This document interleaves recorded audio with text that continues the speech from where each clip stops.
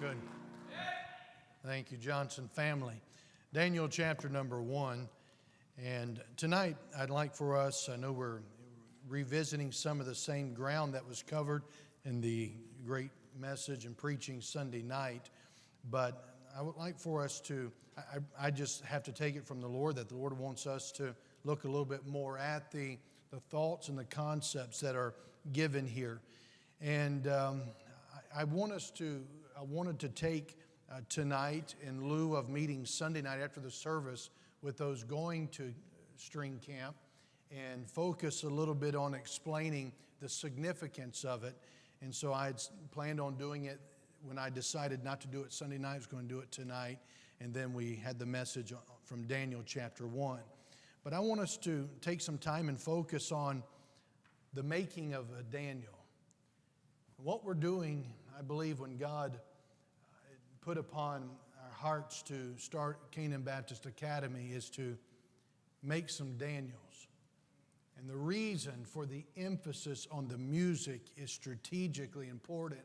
It's part of the process in making Daniels. And I believe it's the same idea that is built into disciple making. And it is a common thread throughout the Bible. And I want us to catch it. I want us to see it. I'm going to keep laying it out and trying to establish the parameters of the vision that I believe God has given, so that we could see it, and you can capture it, and you could experience the benefit of it. Daniel chapter number 1. Let's stand together, please. And verse 1, in the 3rd year of the reign of Jehoiakim, king of Judah, came Nebuchadnezzar, king of Babylon, unto Jerusalem and besieged it. And the Lord gave Jehoiakim, king of Judah, into his hand, with part of the vessels of the house of God, which he carried into the land of Shinar to the house of his God. And he brought the vessels into the treasure house of his God. And the king spake unto Ashpenaz, the master of the eunuchs, of his eunuchs, that he should bring a certain of the children of Israel, and of the king's seed, and of the princes, children in whom was no blemish, but well favored, and skillful in all wisdom, and cunning in knowledge, and understanding science, and such as had ability in them to stand in the king's palace, and whom they might teach the learning and the tongue of the Chaldeans. And the king appointed them a daily provision of the king's meat and of the wine which he drank, so nourishing them 3 years, that at the end thereof they might stand before the king. Now, among these were of the children of Judah, Daniel, Hananiah, Mishael, and Azariah, unto whom the prince of the eunuchs gave names, for he gave unto Daniel the name of Belteshazzar, and to Hananiah of Shadrach, and to Mishael of Meshach, and to Azariah of Abednego. But Daniel purposed in his heart that he would not defile himself with the portion of the king's meat, nor with the wine which he drank. Therefore he requested of the prince of the eunuchs that he might not defile himself.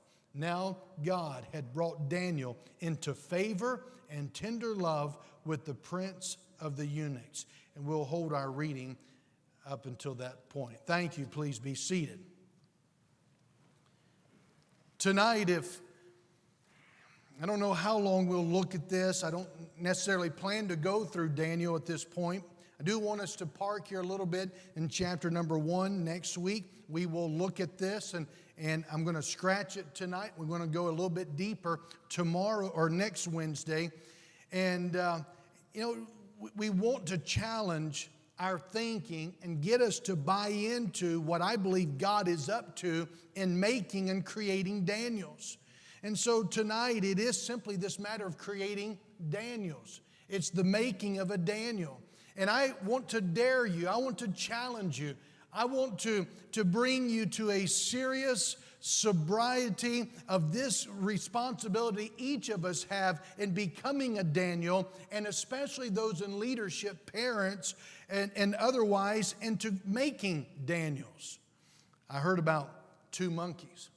Now, you know it's going to be either a bad sermon when you start out with a 2 monkey joke, or it's going to be good. I want to tell you, it's not necessarily going to be good because of the joke, but so it's probably going to drift more towards it's a sermon that needs help. So we're going to go with the two-monkey introduction. Well, these, just bear with me and laugh, okay? I heard about these two monkeys. They were sitting on a tree limb, and they looked down and they saw a tiger. And one of the monkeys looked over at the other monkey and said, "I dare you." And to which the one replied, "You dare me to do what?"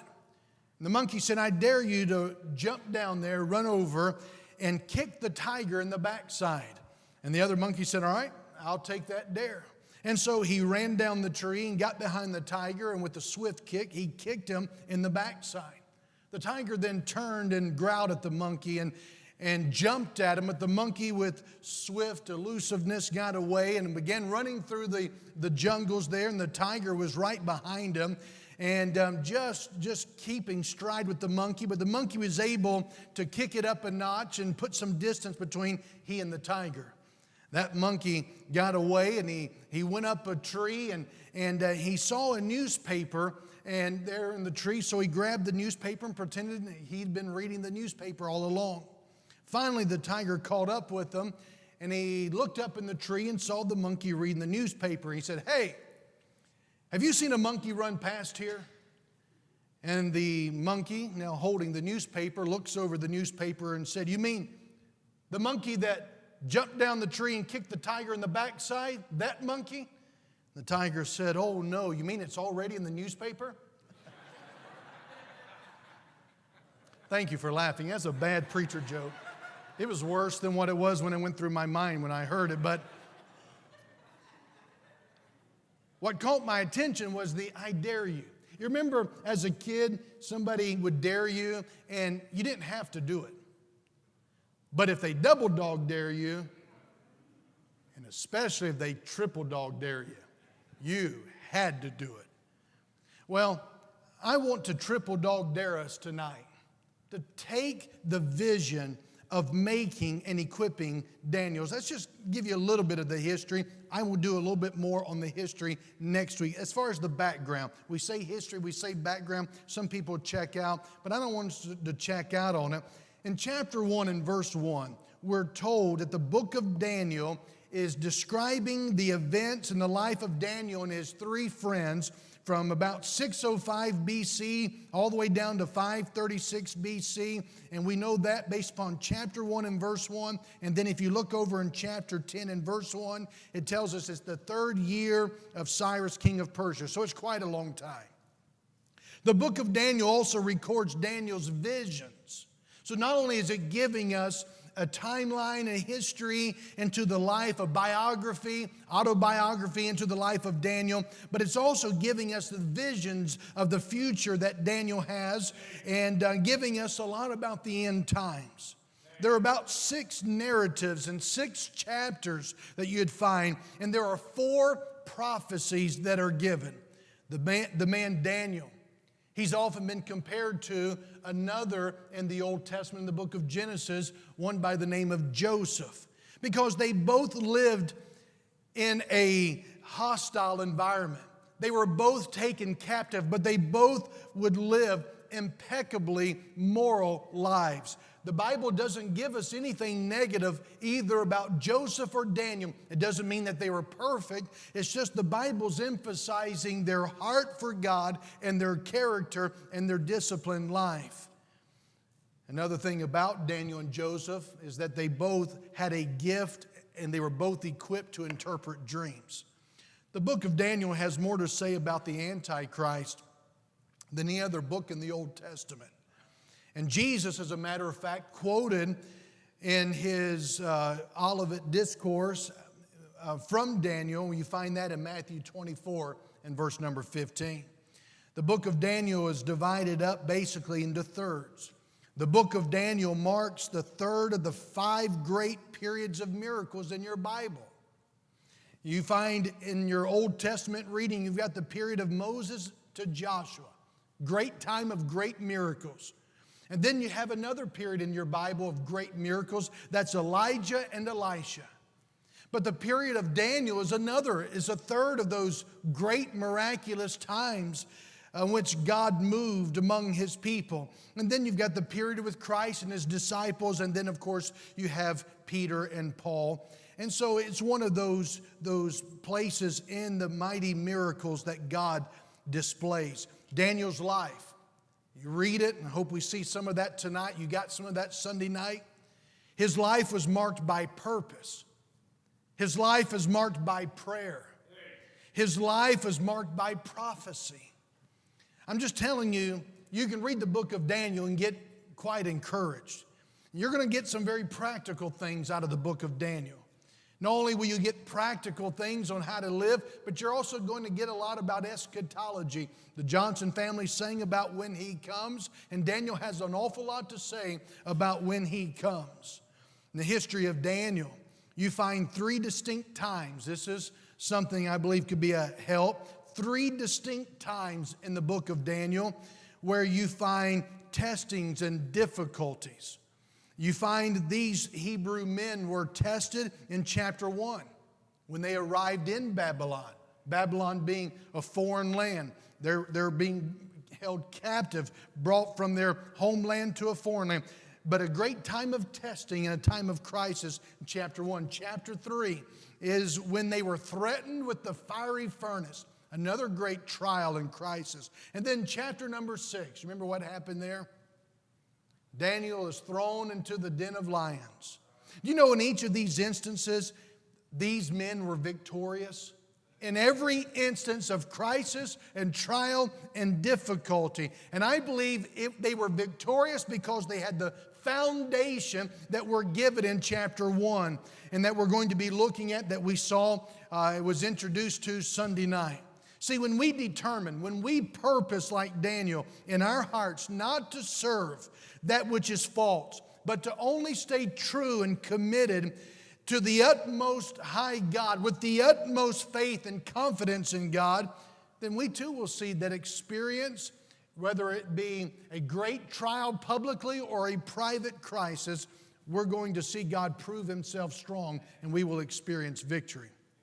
All right, so let's look at a few things here tonight. And verse number 1. You see there's a relocation taking place. In the 3rd year of the reign of Jehoiakim, king of Judah, came Nebuchadnezzar, king of Babylon, unto Jerusalem and besieged it.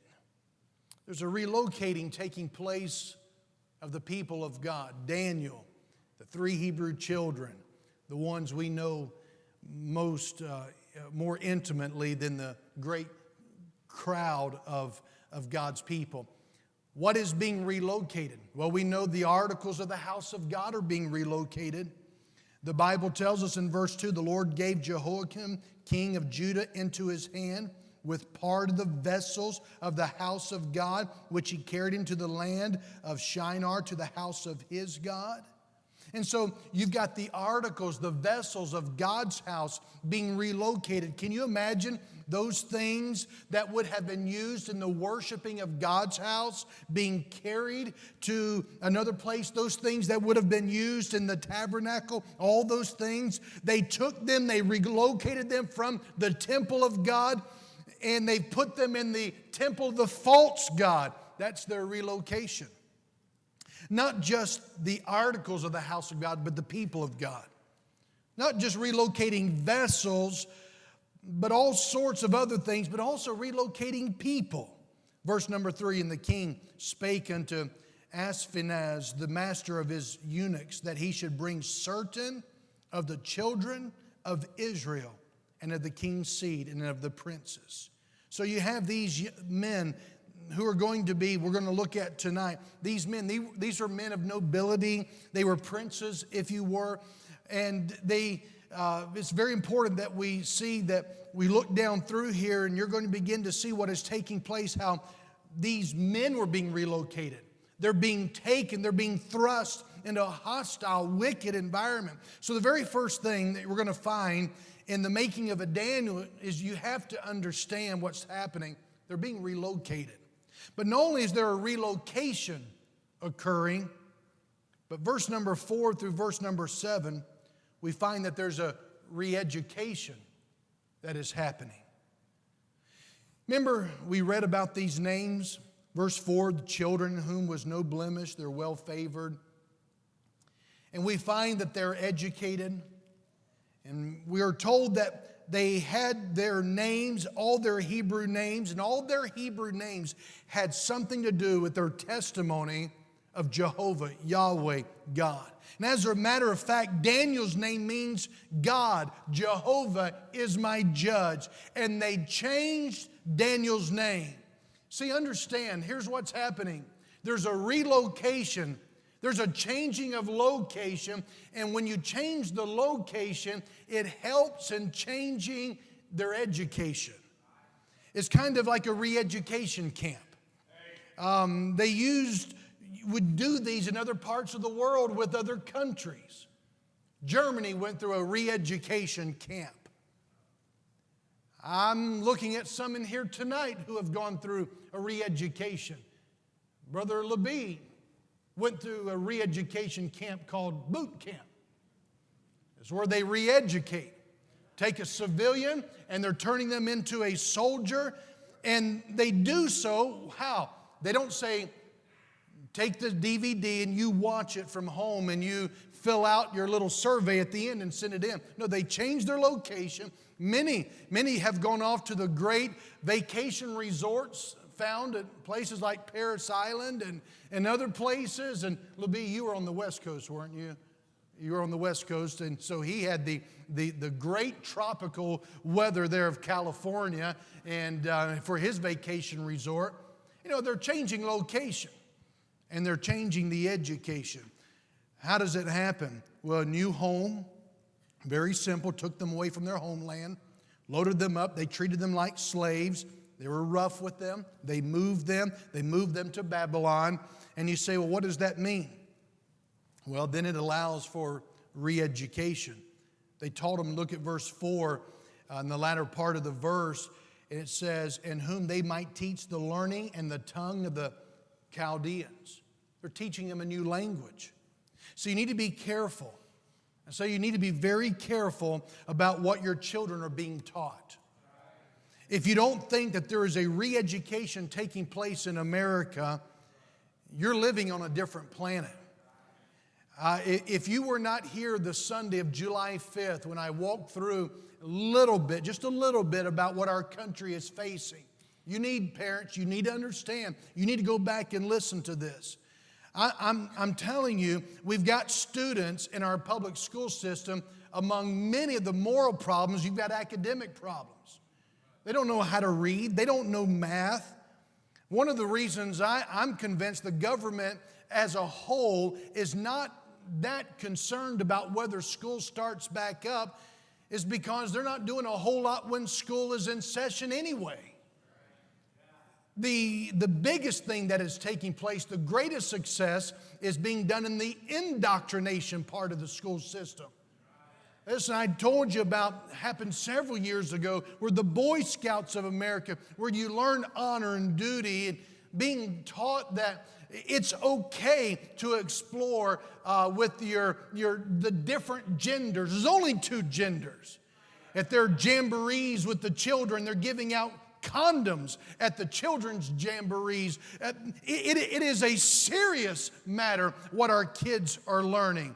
They're learning the gender issue is complex. They're learning homosexuality is normal. They're learning about sex when they're not able to learn about how to read or write. They're learning the abortion issue is a normal concern, and everybody ought to have the right to abort.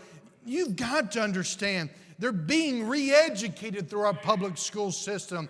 And when you learn the language, you learn the culture. And so they're getting them to buy into these things. That's why they're starting at kindergarten. And they're pushing these things in our own county. In our own county, they're being taught that it's okay if you identify as a 5-year-old in kindergarten, as a first grader. It's okay if you want to identify as a different gender than you were created.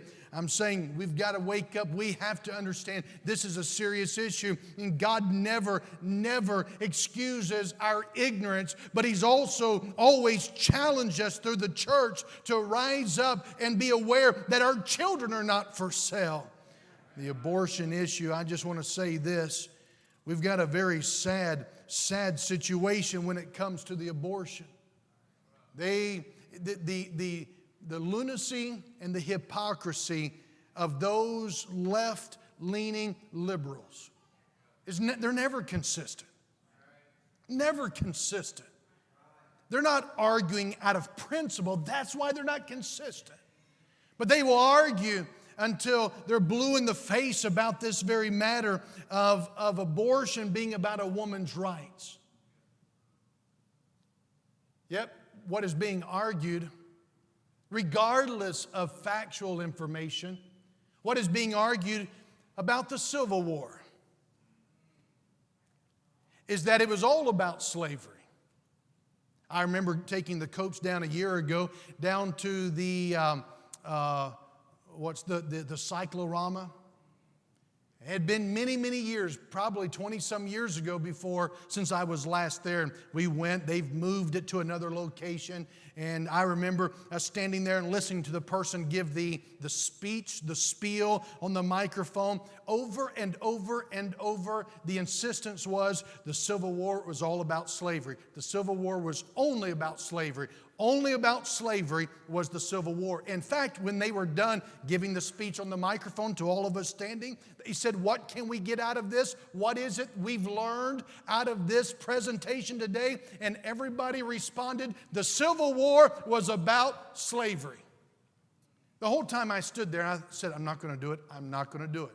I'm just not going to do it. But I did it anyway. And so I went up to the gentleman and I said, I've got a question. Why is it, regardless of what many generals and many states specified, regardless of the fact it's documented, that many fought because of states' rights, why do you insist that it was only about slavery? To which he said, well, if it was about states' rights, it was about their right to have slaves.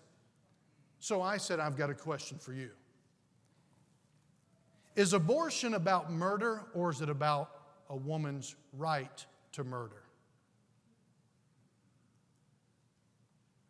He said, I would prefer not to answer the question. I said, too late, you just did. If you're going to make states' rights not an issue, then don't make abortion to be about a woman's rights. Make it about what it's about. It's murder. I'm saying there's no consistency, but you will not find in our government, in the direction we're going, from the Supreme Court down, you're not going to find a loud voice encouraging our young people to recognize the government doesn't give us rights. The government does not give us life. It's God. It is God and God alone. Government does not give us our freedom. God does. It's the government who is to protect it. So that's why it's always been in the eyes and the mind of our founders, keep it small. Small government so that they can protect the rights, the liberty, the freedom of the American people. Big government says, we give you rights and freedom. And there are people wanting to vote in the socialist thinking. I'm telling you what we've been hearing. This election is the most important election since 1860. It will radically transform our country faster than anything. And what I am concerned about the most is our children. And I know you're concerned, many of you, about your children and your grandchildren, and rightfully so. See, they relocated them, then they re-educated them. And then what did they do? Well, they brought in the food. And now you got to understand, the Jewish boy, food was a big deal. Food was a part of their relationship to God. And they can't eat what we normally. They can't eat the barbecue and the catfish and all of this. And so they've been taken away from home. They've been placed in a foreign land. They're being taught foreign education, and now they're being given a foreign diet. And so it's very important we recognize that pulling them out of the land, teaching them a language and the literature, making them eat other stuff they've not been allowed to eat, it's all about changing who they are. Verse 6, they changed their names. Daniel, again, God is my judge. They changed his name to Belteshazzar, which is Baal, the chief god. Baal protects my life. That's what they changed his name to. Hananiah means Jehovah is gracious. So they changed Hananiah to Shadrach, which means I'm illumined by the moon god. Mishael, his name meant who is like God. They changed his name to represent who is Ishtar. Then you have Azariah. Jehovah is my helper, and he becomes Abednego. That means slave of Nebo. And so all of these names, you see, they're corresponding with the main Babylonian gods. Baal, the chief god, that's for Daniel. The sun god is for Hananiah. The earth god is for Mishael. And then the fire god is for Azariah. And here's the reason why. When you change somebody's name, you're really beginning to tweak at changing their nature. You've seen somebody, you've heard somebody who has a nickname. You wonder, how did they get that name? I mean, there's some you think, oh, I know how you got that name. I remember a guy in school, when they introduced me to him, he was tall, but he was as wide as he was tall. And so his name was Chubby. Well, I knew where he got that name. I thought they were being gracious, but they said Chubby is what he got when he was 3 years old. But names are significant. We were challenged very heavily by Dr. Dave Hardy when Christy was carrying Priscilla about our names, because names oftentimes will set the very first goals for them to live up to. So you've got the relocation, you've got the re-education.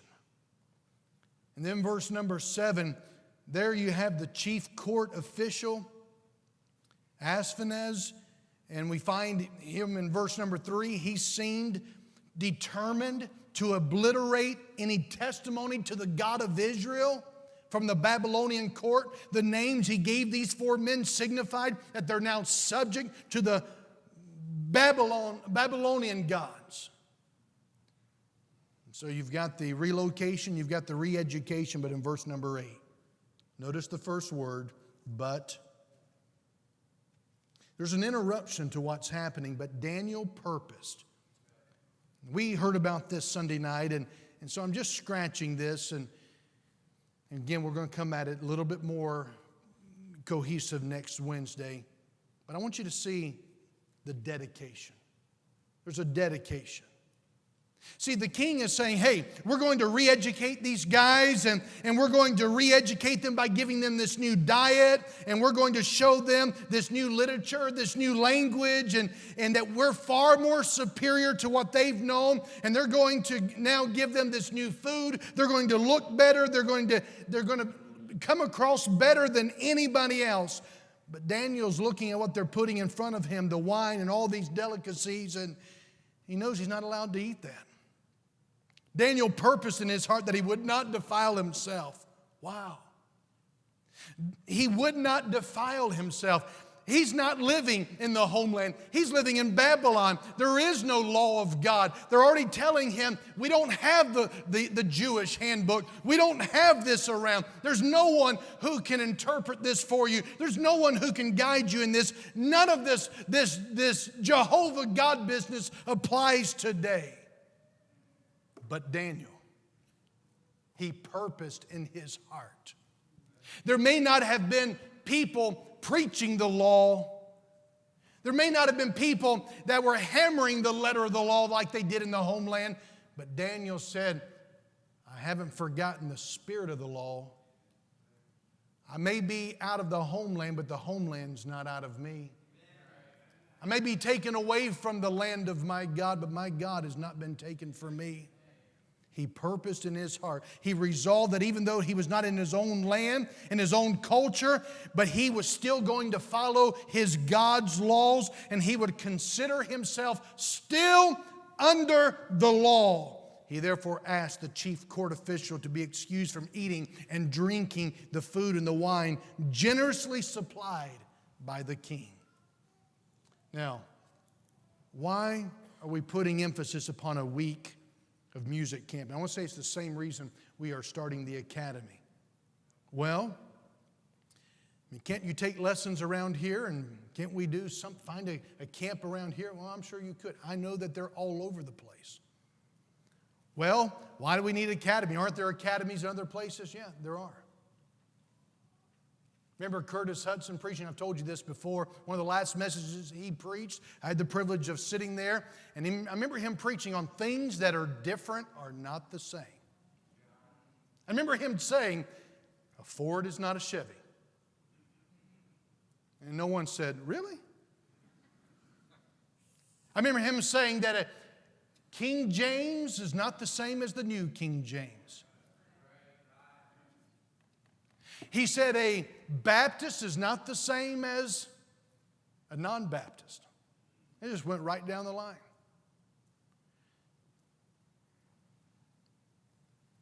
A local church school is different than a non-local church school. Why do we have a music camp? Well, here is one of the reasons, and I will elaborate more on this, but there is also a scientific reason behind it. There's a spiritual reason behind it. There's many reasons, but one of them is because of putting your mind on one concentrated thing at a time is beneficial for brain development. The same is true when it comes to revival. Dr. Foote knows that a revival meeting, sometimes the preaching may not be different than what would be taking place from Sunday to Sunday to Sunday. But there's something about a concentrated dose of that one main thing that is being driven home. Music camp is about putting your mind on one concentrated thing at a time that is beneficial for brain development. That's why, again, we're using music to help us in the academic development, in the social development, and in the spiritual development of our students and in our church family. Now listen, putting your mind on one concentrated thing at a time is scientifically proven to be beneficial for brain development. But putting your mind on one concentrated thing helps you on the long road to mastering that thing as well. See, academics, I believe, has failed us, has gotten it wrong. And you say, what authority are you over academics? Well, because many of our sports have figured out what academics didn't figure out, but there are many academic institutions that understand this. But generally, as a whole, academics has gotten it wrong, where we try to get young people to focus on so many multiple things and never mastering any. So that's why Johnny can't read even when he graduates from high school.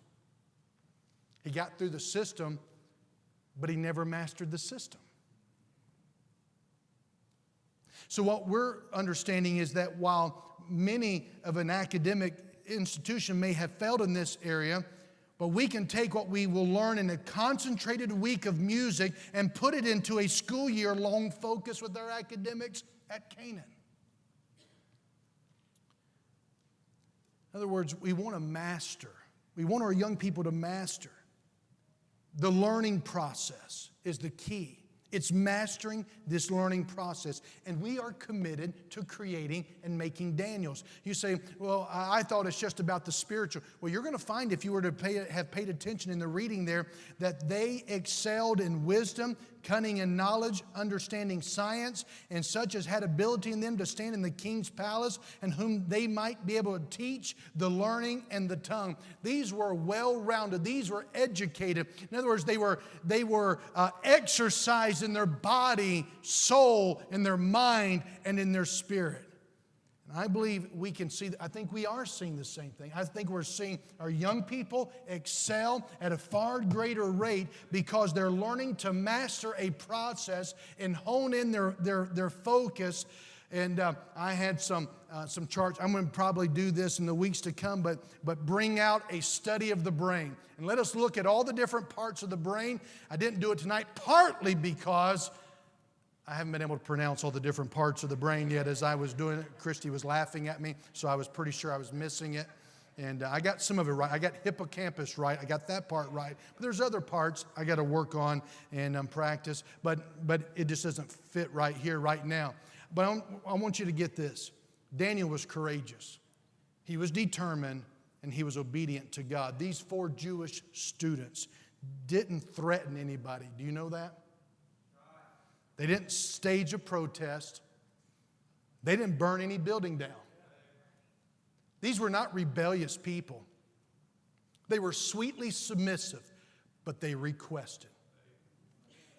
They simply excelled in their studies. They acted like gentlemen, and they asked Melzar to test them for 10 days by feeding them only water and vegetables. Hey, listen, Christians have no right to ask others, especially unsaved, to take risks that we wouldn't take. And God gave favor, unconsciously perhaps directed by the Lord. Melzar was willing to accept their request. And for 10 days, he said, we're going to be at this for years to come. Just give us 10 days. Let us just only consume vegetables and water. And do you know what happened at the end of those 10 days? We know, we were told Sunday, but many of you already know the story. You know what happened after 10 days? They lost a lot of weight. They looked bad. No, they actually looked better. Well, doesn't that mess up your diet plan? Trying to lose some weight, so I'm going to eat vegetables and just drink water. Well, they look better. We usually look miserable. These 4 Jewish boys were healthier in body, better looking than all the other students.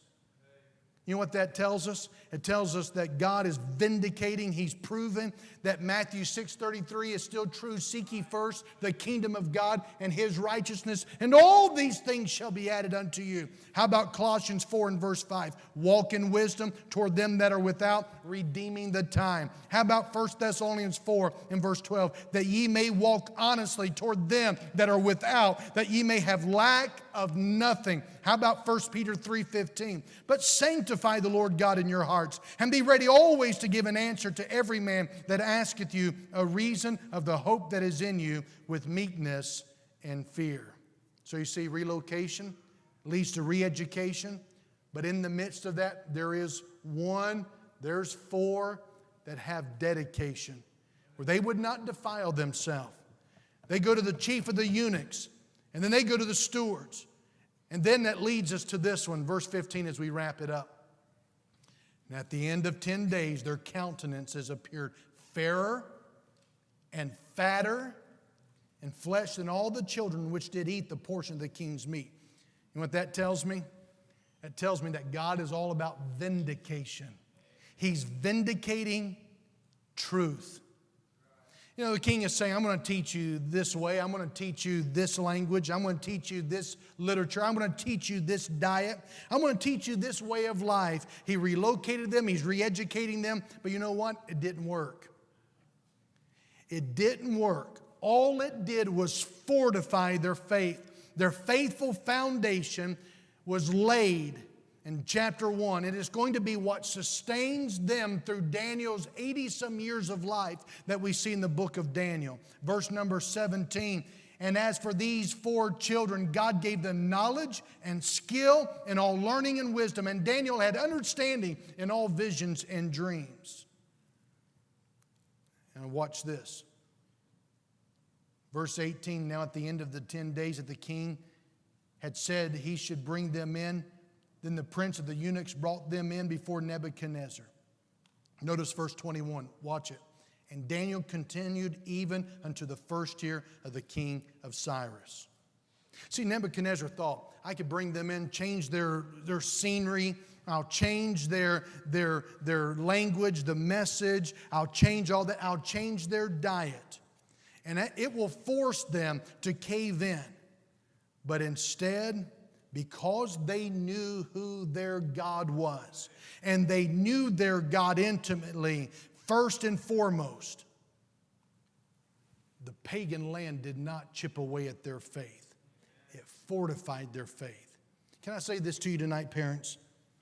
The primary, first and foremost place that your children are to be, the primary place where your children ought to be taught God, who He is in the relationship with God, is at home. Is at home.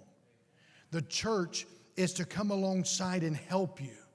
You put yourself under the umbrella of the church to allow it to help. Sometimes people say, well, the church isn't doing their job. Our job is to come alongside and to help you. It's not our responsibility to train your children, to teach your children. It is mom and dad's the first line of offense, the first line of defense. And so the first place that they're taught and trained is at home. What is your home like? If your home is broken, if your home is not where your children hear the most about God, if your home is not the place where they see fiery love, first love devotion, if your home is not the place where they sense the presence of God, if church is where they sense it more than at home, why in the name of common sense would you opt out of sending your children to the place where they could be helped and educated to keep them at home? Why would you choose home when the home is broken and home is not attempting to make it a place of revival priority? Someone says, well, I would consider Christian school, except we don't have the money. You have more to lose in your children than you'll ever lose in your bank account. And the carnal pagan of this world, Jesus said in Matthew 6, they're the ones who look around and they see, how are we going to make it? What are we going to do? What are we going to wear? How are we going to eat?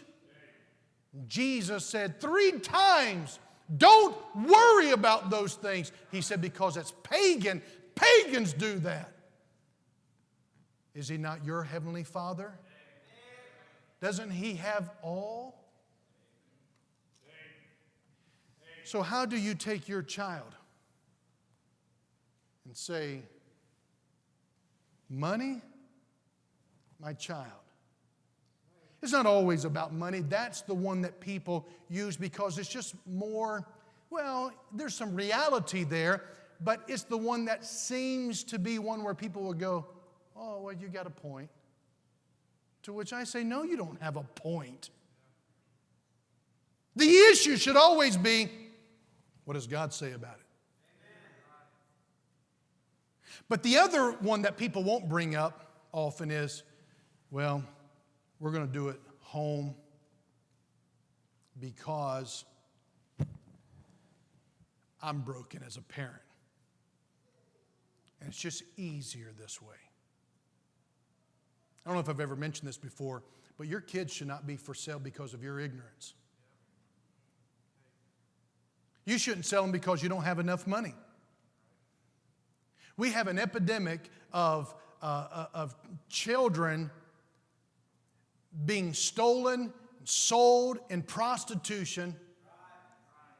It boggles my mind. Every time I'm in the Atlanta airport, you hear on the loudspeaker, if you see anything that looks suspicious, please notify the law enforcement officer. To which I want to ask, where? They're trying to get rid of them. Where are they? We go into hotels. They'll have big signs taped up. Due to human trafficking, you see anything that looks suspicious, please notify law enforcement officer. Hard to imagine. Hard to imagine parents actually literally selling their kids, giving their kids for sex with some other stranger. so they can have some drugs, so that they can have their lifestyle. Hard to imagine. It's hard to imagine God's people selling their kids out to the world because it's just too inconvenient. I say it's hard to imagine. And please, please, please, please don't think I'm picking on homeschooling. I'm picking on any type of schooling, whether it's Canaan, whether it's another Christian school, whether it's public school, whether it's homeschooling, where you are looking at, can I do it, before you look at, what does God want? Train up a child in the way he should go. It doesn't say train up a child in the way he should go if you can afford it. If you could trust God in having the children, why don't you trust God in leading the children? I'm saying it's about making some Daniels.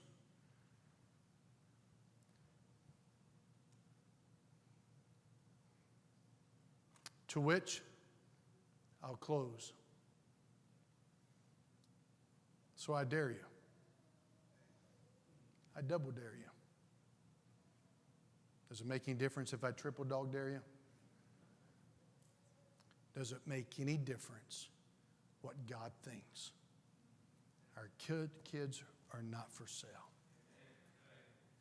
Would you stand with me, please? Lord, I love you.